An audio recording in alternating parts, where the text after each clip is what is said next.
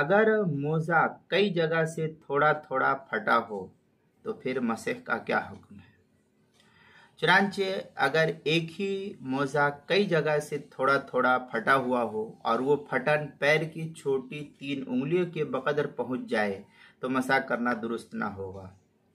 और अगर दोनों मोजे थोड़े थोड़े इस तरह फटे हुए हों कि दोनों को मिलाकर फटन उंगलियों की 3 उंगलियों के बकदर हो जाती है तो उसका एतबार नहीं किया जाएगा, उन पर मसा करना दुरुस्त है।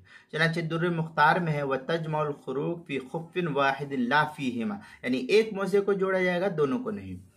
ये फतावा दुर्र मुख्तार की इबारत है जो बैरूत का छपा हुआ नुस्खा, उसकी पहली जिल्द सफ़ा 400, ज़करिया बुक डिपो देवबंद का हिंदी नुस्खा उसकी पहली जिल्द सफ़ा 460, मुहित बुरहानिया उसकी पहली जिल्द सफ़ा 348, किताबुल मसाइल उसकी पहली जिल्द सफ़ा 204 पर इसको नकल किया गया है।